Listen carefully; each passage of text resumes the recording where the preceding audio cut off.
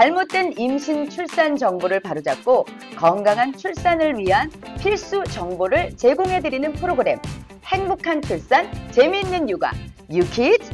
안녕하세요, 김지선입니다. 자, 오늘 제가 온 곳은 바로 파주에 있는 운정 와이즈 병원입니다. 오늘 정말 어려운 분을 모셨습니다. 운정 와이즈 병원의 원장님을 만나 뵙도록 하겠습니다. 안녕하세요. 안녕하세요. 네, 자기소개를 좀 부탁드릴게요. 네, 안녕하세요. 저는 운정 와이즈 병원에서 산부인과 전문의로 일하고 있는 김혜미 원장이라고 합니다. 네. 이 병원은 네. 미모로 원장님을 뽑으시나 봐요. 아닙니다. 오빠들이 많이 했던 멘트들을 제가 이렇게 배워가지고. 네. 근데 진짜로 아름다우세요. 아니, 저 김지선님 보고 너무 놀랐어요.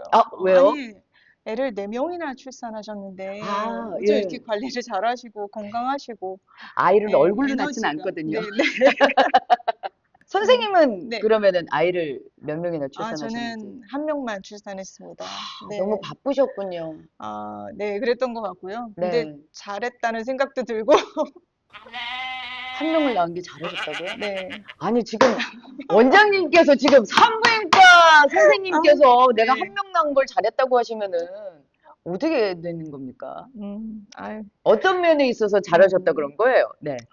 이제 고3이거든요. 네. 얼마 안 있으면 수능인데, 네. 이제 끝나면은 저의 그 의무 복무 기간이 이제 끝나서 제가 자유의 몸이 되기 때문에, 죄송합니다. 네. 여기 나와서 하면 할 얘기가 아닌데, 네. 갑자기 여쭤보셔서. 네.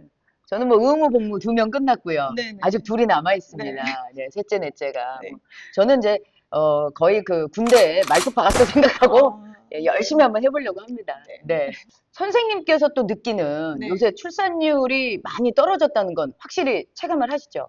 그렇죠. 제가 뭐 10년 전에 그 한 달에 제가 직접 이제 진료하고 출산을 받던 산모님들의 수와 또 지금의 또 수는 완전히 뭐 절반 이상으로 떨어졌거든요. 네, 절반. 네. 그나마 여기 파주 지역은 네. 이제 신도시고 또 젊은 이제 부부들이 많긴 하세요. 음. 그래서 그나마 이게 유지가 되고 있는 거지 사실 다른 곳에 가보면은 정말 뭐 한 달에 한두 명? 이렇게 지방 쪽은 지금 그렇다고 해서 굉장히 네. 좀 실감은 하고 있는 편입니다. 그래요. 네.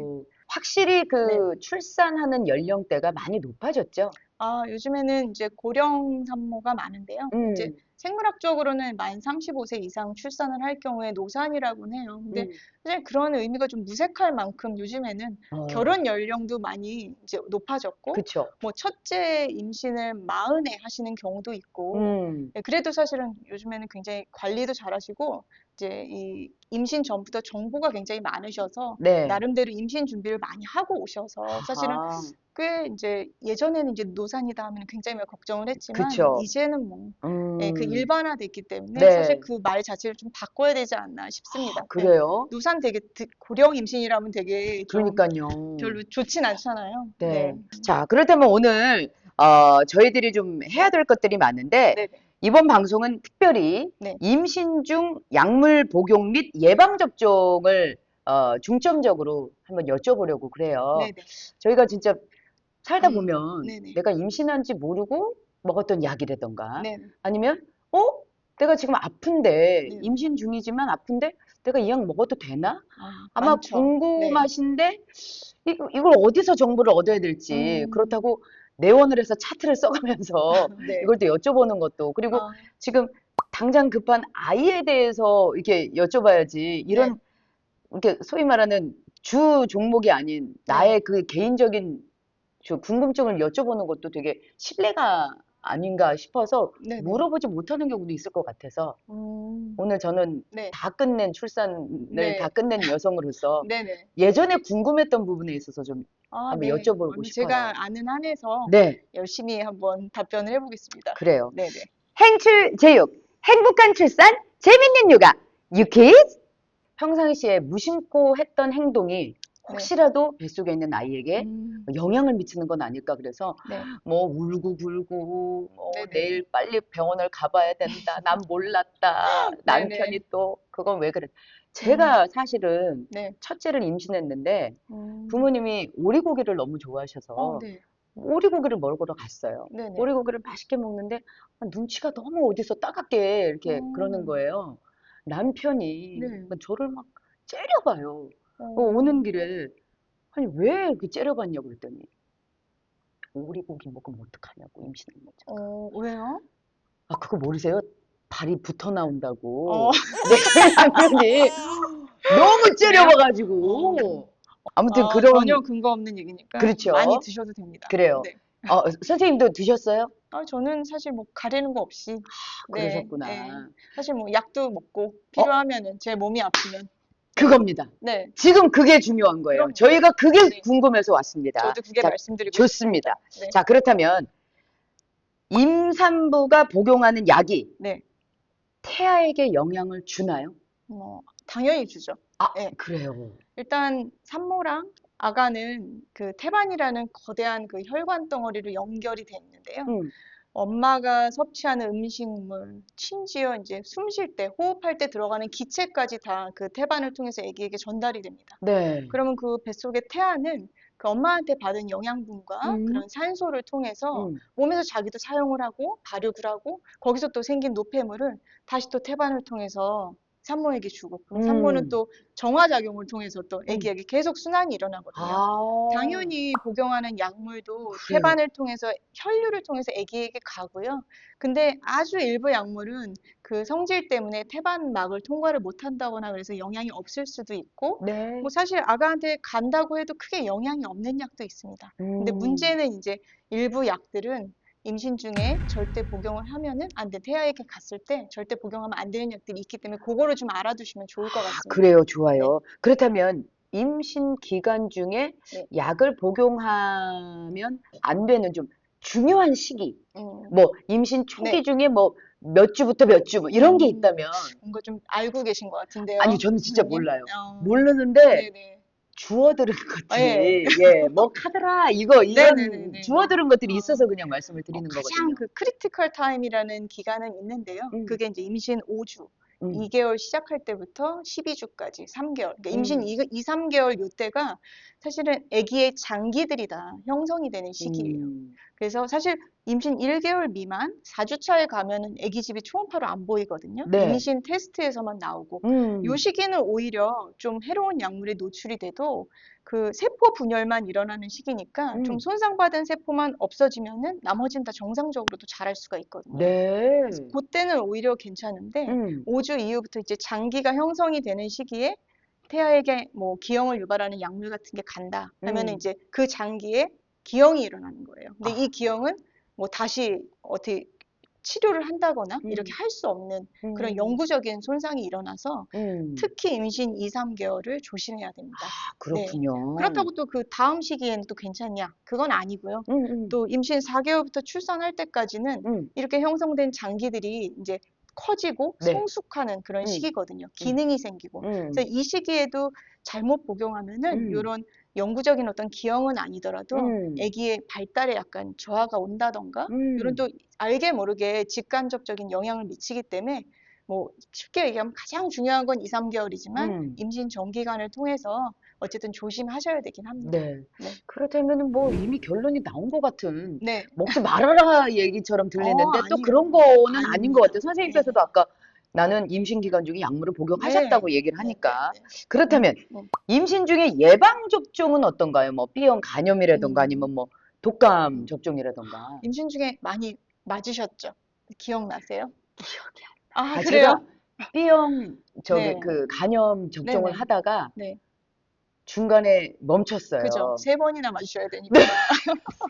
나 그래갖고 B형 간염 몇 번을 맞았는지 아, 몰라요. 그러니까요. 계속 중간에 네. 맞다가 맞아요, 임신했다 맞아요. 그래서 안 네. 맞고 또 네. 다시 시작했다가 또 어, 임신했다 그래서 안 맞고 그래서 음, 한 일곱 여덟 번 맞다가 그랬다가 아, 어떤 분이 그러시더라고. 그 정도 맞았으면 네. 상처 생겼겠네요. 막 이래가지고 그랬을지도 그다음부터 몰라요. 이제 안 했던 기억이 아, 있는데 네. 자, 그렇다면 네. 산모들은 어떤가요? 그 접종을 맞다가 내가 임신한 게 네. 임신한 걸 알게 됐어요. 네. 계속 진행을 해도 되는 건지. 당연히 스케줄대로 맞으셔야 되는데, 아, 임신 중에 오히려 더 예방접종을 챙기셔야 돼요. 사실은, 네, 그래요? 독감 같은 경우도 사실 임산부는 감기도 더 쉽게 걸리고 네. 면역력이 떨어지거든요. 그래서 음, 독감에 걸리면은 폐렴 같은 합병증으로 이제 발전하는 경우가 굉장히 많아요. 네. 그러면은 그 자체가 태아에게도 안 좋은 영향을 미치기 때문에 음. 사실 나라에서 국가에서 예방 접종으로 임산부는 무료 접종을 하고 있어요. 그렇군요. 그래서 지금이 지금 독감 유행 시기고 네. 지금 우리 산모님들을 대상으로 해서 임산부 독감 예방 접종을 하고 있습니다. 네, 반드시 그렇군요. 챙기셔야 되고 아까 그 말씀드렸던 뭐 B형 간염, A형 간염 같은 경우도 항체가 없는 경우에 임신 전부터가 아니라 임신 중에도 1차 접종부터 시작을 해요.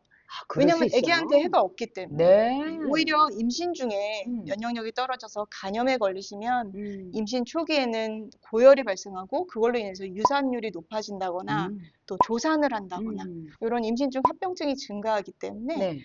임신 중에도 그 접종을 하셔야 되고 특히 B형 간염 같은 경우는 엄마가 걸렸을 경우에 아기가 만성 보균자로 태어날 수가 있어요. 아기가 아예 B형 간염을 갖고.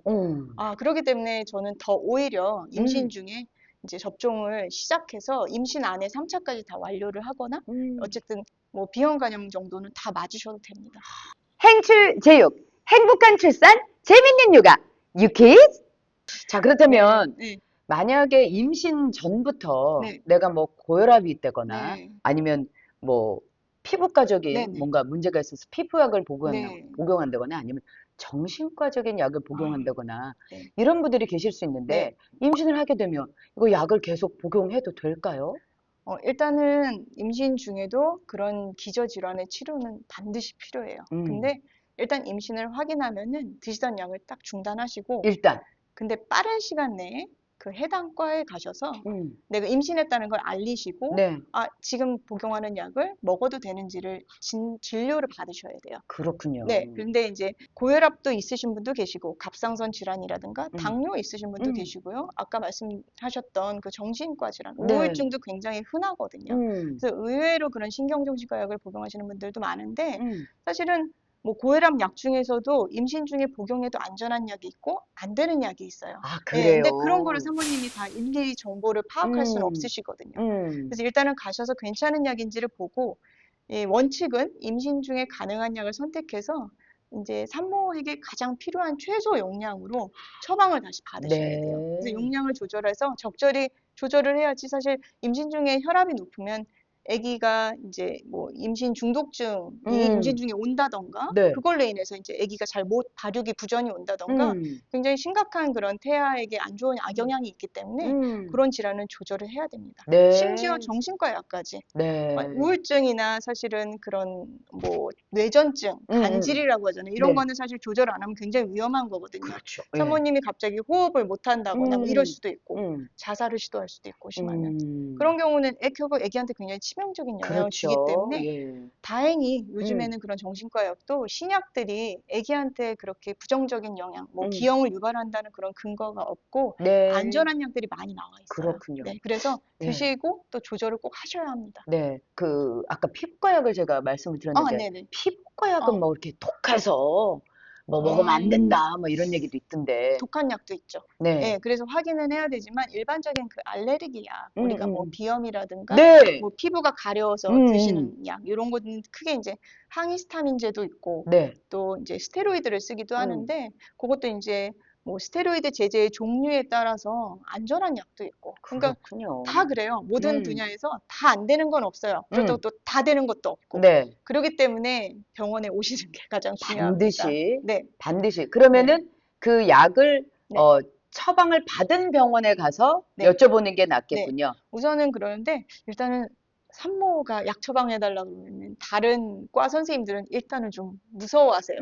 네, 그래서 산부인과 가라고 이런 얘기 많이 하시거든요. 그래서 그냥 약 봉지를 갖고서 네. 그냥 선생님께 네, 오시는 경우. 와서 제가 이제 저도 뭐 그걸 다 외우고 있는 건 아니니까 일단 그런 정보라든가 그런 뭐 교과서 같은 걸 찾아보고 네. 또 이제 그때 그 뭐 산모님의 임신 주수에 따라서 또 써도 되는 약 있고 안 되는 약 있거든요. 그래서 일단은 오셔서 상담을 하시는 게 만약에 그 병원에서 또 안 된다 하면은 이 산부인과 쪽으로 오셔가지고 네. 사모님들 이제 상담을 하시면 괜찮습니다. 네. 구독, 좋아요, 알림 설정 부탁해요. 왜 먹덧이라 그래서 또 많이 드시는 분들이 계시더라고요. 네네. 너무 많이 먹었어. 아, 소화제 먹어도 될까? 호르몬 변화가 또 많잖아요. 네. 그래서 밤에 잠이 안 와서 그렇죠. 수면제나 뭐 네. 수면 유도제 같은 경우 네. 이거 복용해도 되는 건지. 유퀴즈